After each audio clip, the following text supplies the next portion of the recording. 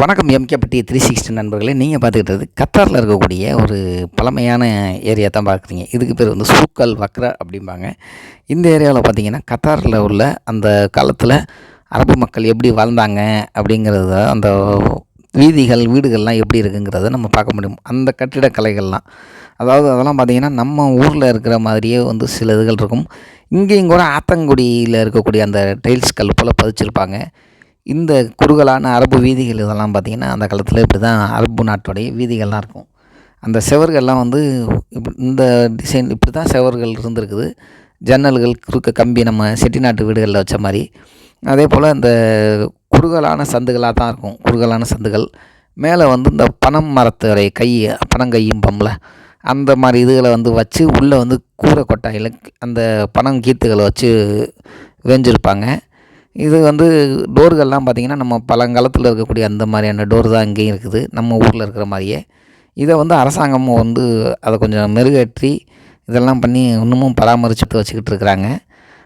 ஒவ்வொரு தெருவுக்குள்ளேயும் போகும்போதும் பார்த்திங்கன்னா ஒரு இதுக்குள்ளே போகிற மாதிரி இருக்கும். ஒரு கோட்டைக்குள்ளே அந்த சந்து, அந்த இதுகளுக்குள்ளே போகிற மாதிரி இருக்கும். சின்ன சின்ன சந்து பந்துகளாக இருக்கக்கூடிய அந்த கோட்டைகளில் போகிற மாதிரி இருக்கும். ஒரு வீட்டோட முடிவு வந்து இன்னொரு வீட்டோட இதில் வந்து இல்லாமல், அதாவது தனித்தனியாக இருக்கும். நம்ம செட்டிநாடுகளில் காரைக்குடி, ஆத்தங்குடி, அதற்கு அடுத்தபடியாக வந்து திருமயம், அரிமளம் போன்ற பகுதியெல்லாம் வந்து புதுக்கோட்டை மாவட்டம், காரைக்குடி, அந்த சிவகங்கை மாவட்டங்களில் இருக்கக்கூடிய வீடுகளெல்லாம் வந்து பார்த்திங்கன்னா, வீடுகள் வந்து ஒரு தெருவிலேருந்து இன்னொரு தெருவிலும் ரொம்ப நீளமாக இருக்கும். அதுபோல் தான் இங்கேயும் வீடுகள்லாம் ரொம்ப நீளமாக இருக்குது. இங்கே வந்து ஜன்னல்கள் வந்து சும்மா கம்மியாக இருக்குது. இருந்தாலும் நம்ம ஊர்களில் உள்ள பெரிய ஜன்னல்கள் போல் தான் இங்கேயும் வந்து கம்பிகள்லாம் வச்சு அழகாக ஜன்னல் வச்சுருக்குறாங்க.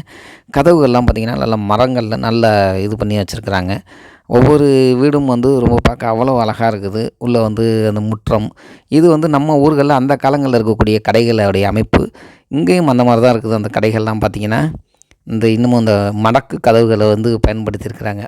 அதாவது அந்த பழமை மாறக்கூடாதுங்கிறதுக்காண்டி அந்த கதவுகளை வந்து இப்போவும் வந்து இந்த சூக்கல் வக்ரா அப்படிங்கிற பகுதியில் வந்து மெயின்டைன் பண்ணிகிட்டு இருக்கிறாங்க. அப்படியே வச்சுருக்குறாங்க. இந்த மடக்கு கதவுகள், அப்புறம் வந்து அரிக்கன் விளக்கு ஏற்றக்கூடிய அந்த விளக்கு மாடம், இதெல்லாம் வந்து இன்னமும் வந்து அங்கே அந்த பகுதியில் வந்து அப்படி இருக்குது. இந்த இடங்களுக்குள்ளே நம்ம போய் பார்க்கும்போது நம்ம வந்து அது உண்மையான அரபுடைய அவங்களுடைய அந்த கலாச்சாரம், அவங்களுடைய அந்த எப்படி வாழ்ந்திருக்காங்கங்கிறத வந்து நம்ம இந்த வீடுகளெல்லாம் பார்க்கும்போது நம்மளுக்கு ரொம்ப தெரிஞ்சுக்க முடியும். ரொம்ப ஆச்சரியம். இது மட்டும் இல்லாமல் இன்னமும் வந்து பாலைவனங்கள் பகுதியில் இருக்கக்கூடிய அந்த வீடுகள்லாம் பார்த்திங்கன்னா இன்னும் நீங்கள் ஆச்சரியப்படுவீங்க. அந்த அரபு கட்டிடக்கலைகள், அந்த மினார் வடிவில் வந்து செஞ்சு வச்சுருப்பாங்க. அதாவது ஃப்ரண்ட் எலிவேஷன், உள்ளே வந்து டைனிங் ஹால், அதுக்கப்புறமா வந்து இதுதான் ஆத்தங்குடி இருக்க கல், ஆத்தங்குடி போல் இருக்கும் அந்த கல். காரைக்குடி ஆத்தங்குடியில் பயன்படுத்தப்பட்ட அந்த கல்லுகளை போல் அங்கேயும் வந்து பார்த்து எனக்கு கொஞ்சம் ஆச்சரியமாக இருந்துச்சு. அதே போல் இந்த ஜன்னல்கள் வரி வரியாக வச்சுருக்காங்க. அடுத்த ஜன்னல்கள் வச்சுருக்குறாங்க. அதே போல் வீட்டுடைய முற்றம் பகுதிகளில் வந்து மழைநீர், அதாவது இங்கே மழைப்பொழிவு கம்மி தான், இருந்தாலும் மழைநீருக்காண்டி அந்த முற்றத்தை வந்து ஓப்பனில் வச்சுருக்காங்க. இடையில் மரங்கள்லாம் வேறு வச்சுருக்காங்க. உள்ளே சின்ன சின்ன மரங்கள்லாம் வச்சுருக்குறாங்க. ஒவ்வொரு வீடுக்கும் பார்த்திங்கன்னா இந்த மாடக்குழிகள்னா தான் இருக்குது. அதுதான் வந்து விளக்குகள் ஏற்றக்கூடிய இடம். இப்போ வந்து அதில் வந்து வேறு ஒரு இது வச்சுருக்குறாங்க. இருந்தாலும் அதில் தான் வந்து விளக்குகள்லாம் வச்சுருந்துருக்குறாங்க. இந்த இதில் போகும்போது நம்மளுக்கு கண்டுபிடிக்கவே முடியல. அவ்வளோ தூரம் போய்கிட்டே இருந்துச்சு.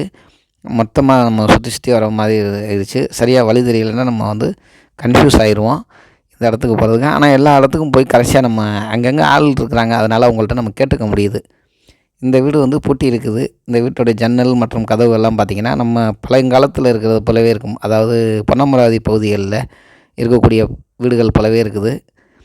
இது வந்து அவங்களுடைய இந்த கான்ஃபரன்ஸ்கள்லாம் நடந்துச்சுன்னா, திருமணம் நிச்சயதார்த்தம்லாம் நடந்துச்சுன்னா அங்கே வந்து மொத்தமாக மக்கள் கூடுவாங்க.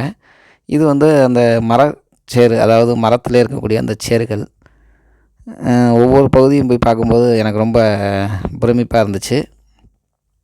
இது வந்து நம்ம ஊரில் இருக்கக்கூடிய மரம் வந்து வேப்ப மரம் தான் நம்ம வச்சுருப்போம். இங்கே வந்து நவால் மரம் அதிகமாக இருக்குது. அதாவது இலந்த பழ மரம், அந்த மாதிரி மரங்கள் தான் வந்து வச்சுருக்குறாங்க.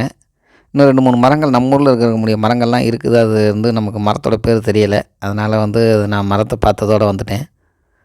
அந்த சுவர்கள்லாம் பாருங்கள். இது வந்து கடைத்தெருவு.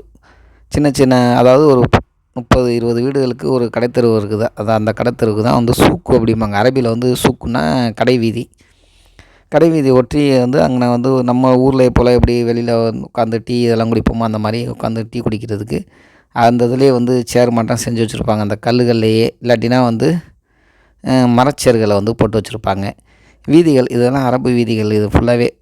இதில் வந்து இப்போதைக்கு யாரும் குடியிருக்கலை. ஆனால் கடைகள் தான் அதில் வந்து வச்சுருக்குறாங்க. அந்த அரபு ட்ரெஸ்ஸுகள் விற்கிறது, அப்புறம் அவங்களுடைய அந்த கலாச்சாரம் பொருட்கள் விற்கிற கடைகள் தான் இருக்குது.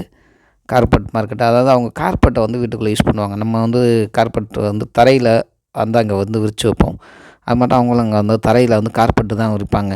உள்ளே நம்ம டைல்ஸு இந்த மாதிரி போடுறோம்ல, அந்த மாதிரி போடாமல் அந்த காலங்களில் செஞ்சுருக்காங்க. இப்போல்லாம் வந்து பயங்கர டெவலப்ட் ஆகிருச்சு.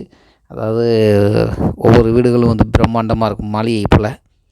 அப்போ வந்து இருந்தக்கூடிய மக்கள் வந்து இந்த மாதிரியான வீடுகளை தான் பயன்படுத்தியிருக்காங்க. அவங்களுடைய அந்த வாழ்க்கை முறையை நம்ம தெரிஞ்சுக்கிறதுக்கு ரொம்ப ஒரு சிறந்த உதாரணமாக இந்த இடத்துக்கு போயிருந்தோம்னா நம்மளால் பார்க்க முடியுது. கத்தாரில் இருக்கக்கூடிய நண்பர்கள் நிச்சயமாக போய் பாருங்கள். இதெல்லாம் வந்து நம்ம கத்தாரில் இருந்து ஒரு தரமாவது போய் பார்க்க வேண்டிய ஒரு இடங்களில் இந்த இடமும் ஒன்று. வானுயர்ந்த கட்டிடமும் அதிவேக சாலைகளையுமே பார்த்துட்டு நம்ம அரபு நாடுகளில் இந்த மாதிரியான இடங்களும் நம்ம பார்க்கும்போது ஆச்சரியமாக இருக்கும்.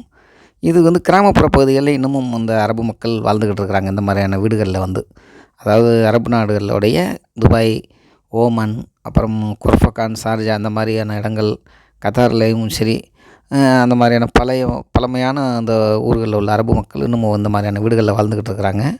அரபு நாடுகளில் பூனை வந்து இவங்க செல்லப்பிராணியாக வளர்த்துக்கிட்டு இருக்கிறாங்க. அதாவது பூனைகள் வந்து இங்கே எப்படி நம்ம ஊர்களில் நம்ம நாய், கிளி இந்த மாதிரி வளர்க்கணுமோ அவங்க வந்து பூனைகள், அப்புறம் வந்து